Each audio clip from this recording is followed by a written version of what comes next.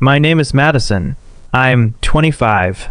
And on that morning, I genuinely believed maybe, just maybe, my life was finally turning a corner. I finally had an interview with an actual tech startup in our city. The kind of opportunity one had prayed for since college, after grinding at retail jobs, babysitting shifts, serving tables, and scraping pennies for gas. I finally had one shot at a job that could change everything for me. I woke up early, put out my clothes on my bed, steamed my blazer, practiced my answers in the mirror, and I actually felt hope in my chest for once instead of dread. Please subscribe to our channel and tell us in comments from where are you watching this video. My younger sister, Chloe, strolled into my room while brushing her hair, not even knocking. She had her Starbucks drink in one hand and sunglasses on inside the house like she always thought she was a celebrity. I need you to take me to the mall by noon, she said flat, like she was giving a servant a daily instruction. I can't, I said calmly while zipping my portfolio case. My interview is at 12:30 downtown. She blinked twice like the words confused her. No, take me first. I told my friends I'd be there. You can call your little interview people and push it. I stared at her, stunned. You want me to cancel a job interview I waited months for so you can go shop for makeup? She rolled her eyes dramatically. You've literally applied to 1,000 jobs before. You'll get another interview. My girls are only meeting today. She walked out like decree signed. I followed downstairs. Chloe, I'm not missing this interview. No, she smirked. I'll tell Dad. My stomach dropped instantly because she always weaponized him like a loaded gun. She didn't even have to aim. Dad stomped into the kitchen 2 minutes later like he was summoned from the underworld, his voice already raised before he even finished crossing the room. What's this garbage I'm hearing? You're refusing to take Chloe where she needs to go. I have my interview today, I said quietly. This is the first shot I've about. Dad laughed. Mean, cruel, mocking. Your sister actually has a real future. She needs to connect socially. Those girls, their parents, have money, connections, they matter. I felt my chest tighten. Sur my life, my goals, my opportunities don't. He took 2 big steps toward me, his face inches from mine. Her future matters. Yours never did. Before I could even breathe, he shoved me backwards so hard I slammed against the hallway wall. My back burned instantly. My shoulder cracked, the picture frame hanging behind me. My knees buckled. Chloe stood there, watching, leaning on the counter, chewing gum like it was casual entertainment. Mom finally walked in. No shock, no fear, just her disappointed stare reserved only for me. Why do you always force trouble? She muttered as if I engineered this chaos deliberately. I didn't speak. I didn't react. I didn't cry. I just held my breath. Dad stood over me while I tried to push myself back up. You will take her, he said. That interview means nothing. Nobody important wants you. I looked up at him and something inside me snapped. So quietly it felt like a fuse melting instead of exploding. He wasn't just choosing Chloe again. He wasn't just prioritizing her comfort. He was declaring my life worthless. I stood up slowly. I'm leaving, I said. Right now for my interview. Dad barked out, Laugh. Try it. Walk out that door. You'll regret it. Chloe smirked. Mom crossed her arms. I picked up my keys. From the counter, I walked toward the door slowly. Dad blocked it. For a moment, I genuinely felt like I was trapped in a cage with the people who wanted me powerless forever. I stared directly into his eyes.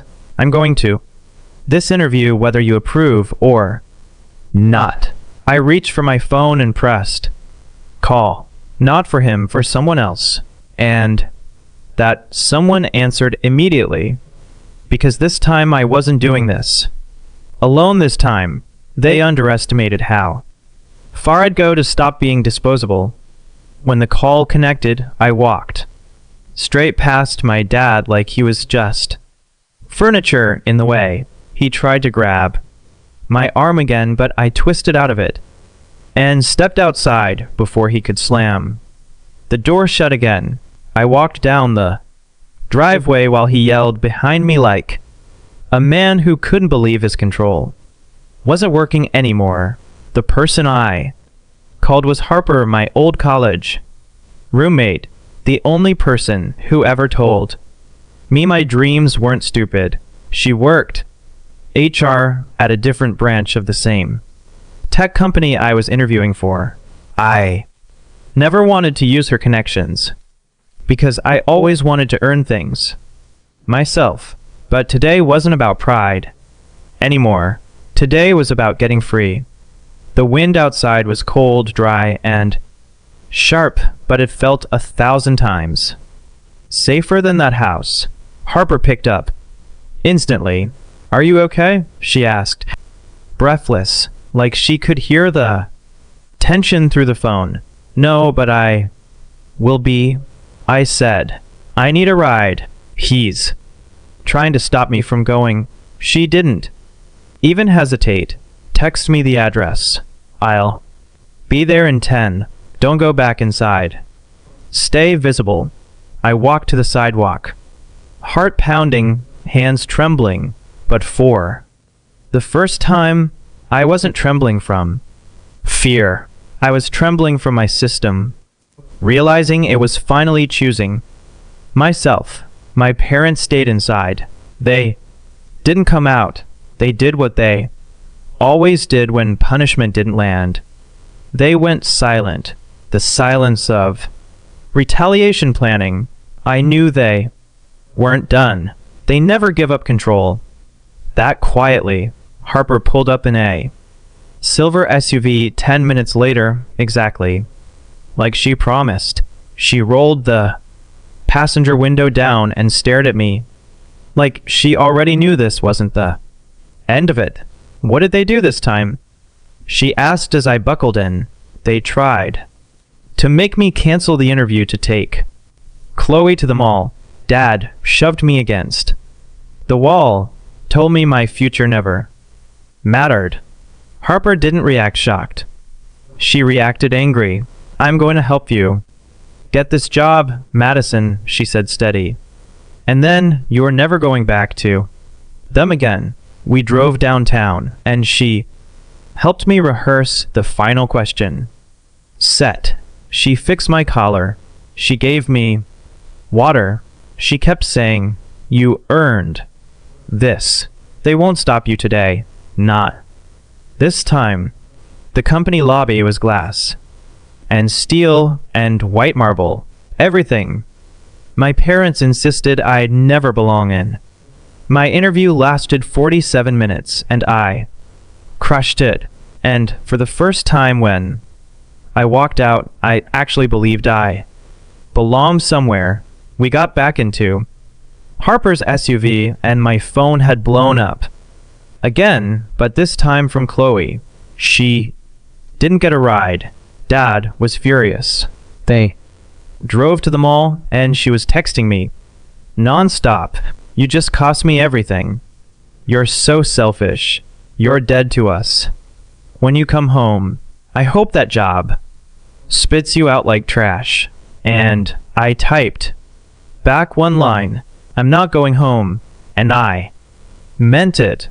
Harper took me to her apartment and insisted I stay the night. When I showered and changed into clean clothes, I stared down at my shoulder, already bruising from where Dad shoved me. It looked like a fingerprint of who they always expected me to remain, but tomorrow I would not wake up as their possession anymore.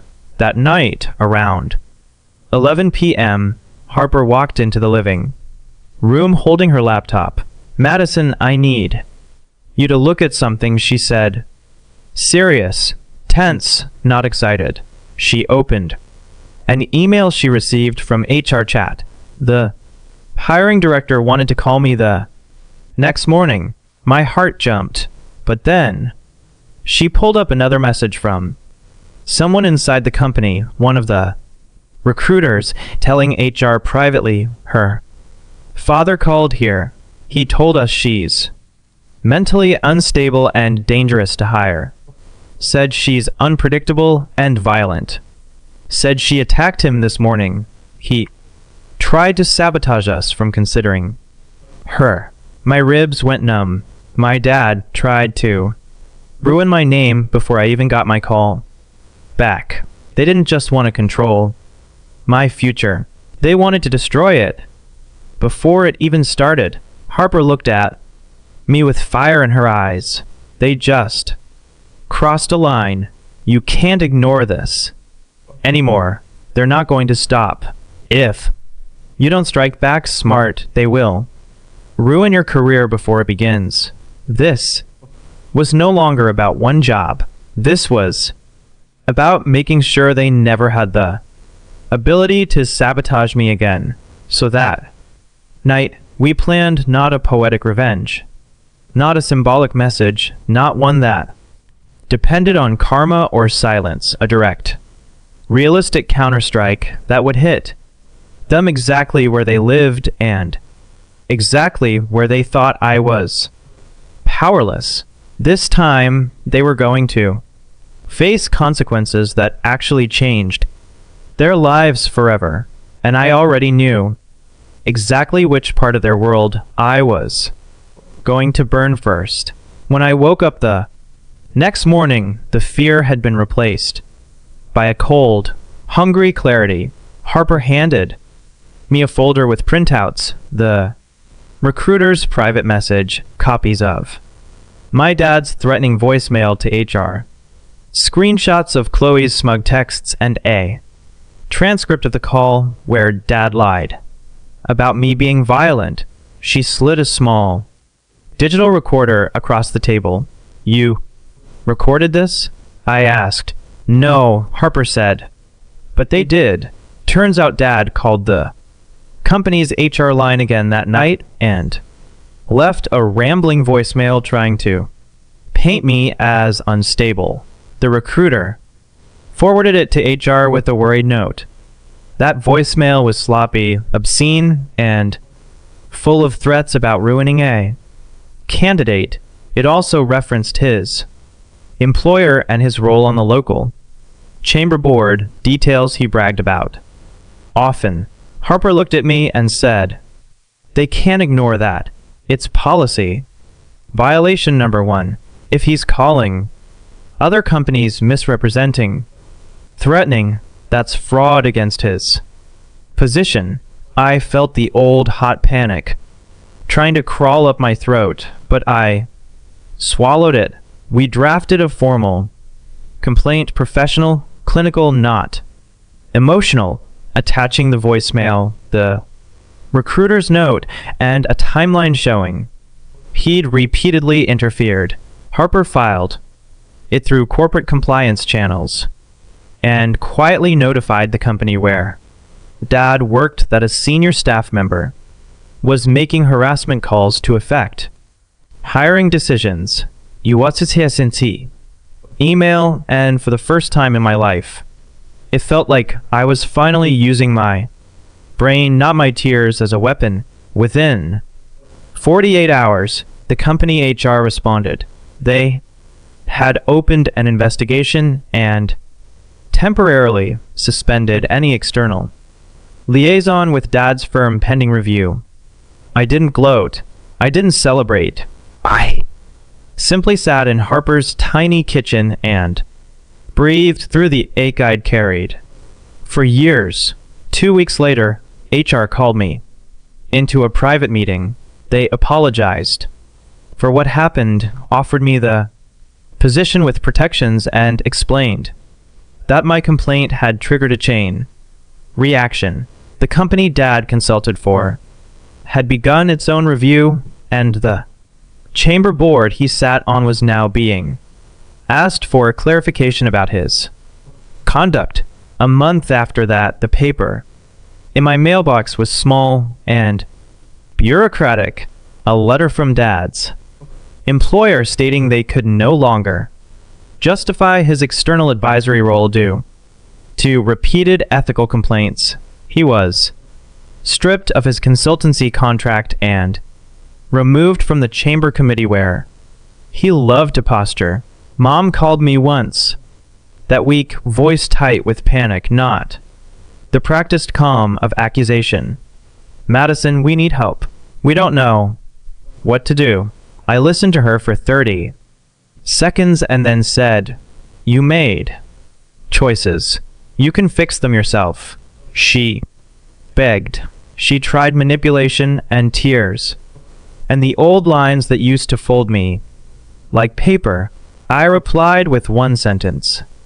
You don't get to set my life on fire, and asked me to save you from the smoke. I moved into my own tiny apartment too. Weeks later, my bruise still faint on my shoulder, but my mind finally clear.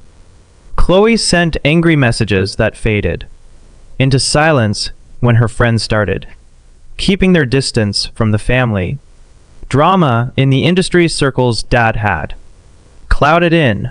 Dad's voice on the phone changed from commanding to small and sharp with fear when he called to demand answers about his lost contracts. It wasn't poetic. It wasn't silence. It was practical consequences that hit their livelihood, their pride, and their ability to manipulate other people with status. And for the first time since I was a kid, I slept without waiting for a storm to come crashing through the windows. They taught me I had no value. I taught them that value can be reclaimed with truth, paperwork, and refusing to be used as currency. When the final email came from HR offering me a permanent role and a relocation package, I smiled and closed my laptop. I didn't call them back. I booked a one-way bus ticket 2 days later and left the town that taught me what disposable meant. This time I didn't look back.